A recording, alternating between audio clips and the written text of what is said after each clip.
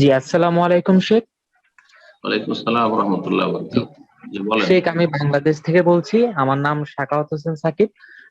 শেখ একটা প্রশ্ন ছিল। একটু একটু দাঁড়ান।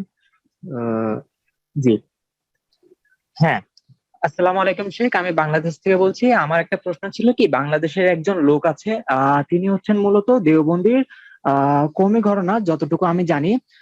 তার নাম হচ্ছে যে কবি মুহিব খান। সে কোরআনের নাম কাব্য নাম অনুবাদ নাম করে। নাম বলার দরকার নেই। আপনি তার আকীদা বা কিছু কি জিজ্ঞেস করেন সেটা জিজ্ঞেস করেন। আমার মনে হয় নাম না বলে ভালো। কথা বুঝতে পারছেন? আচ্ছা, জি তিনি হচ্ছেন বলেন। যে তিনি কোরআনের কাব্যিক অনুবাদ করেছেন, অর্থাৎ মানে কোরআনকে কাব্য কবিতার মতো করে অনুবাদ করেছেন। এটা কি হুম। সঠিক হয়েছে? আমার অনেক প্রিয় কাছের মানে যারা মানে নতুন আহলে হাদিস বা সালাফে যোগ দিয়েছে, তারা অনেকে বলছে কি এটা জায়েজ। তো এটা সম্পর্কে বিস্তারিত জানা ছিল। কাব্য আকারে কোরআনে কারীমের তর্জমা করা সুন্দর তর্জমা হবে না, সুষ্ঠ তর্জমা হবে না, সুতরাং এটা জায়েজ নয়। আল্লাহু তাআলা জি, এটা জায়েজ নয়।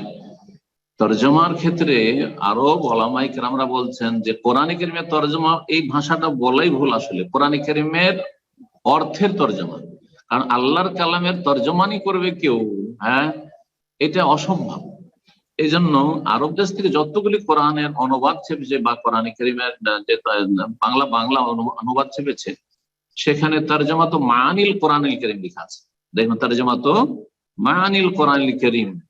কিং ফাহাদ কমপ্লেক্স থেকে যে প্রথম যেটি ছেপেছিল মারুফুল কোরআন, তাতে 200-র বেশি ভুল থাকার কারণে সেটা ব্যান হয়ে গেছে। সেখানেও তর্জমা তো মানিল কোরআন লেখা আছে। আর তারপরে পরে যেটি ছেপেছে সেটা তো তর্জমা তো মানিল কোরআন লেখা আছে।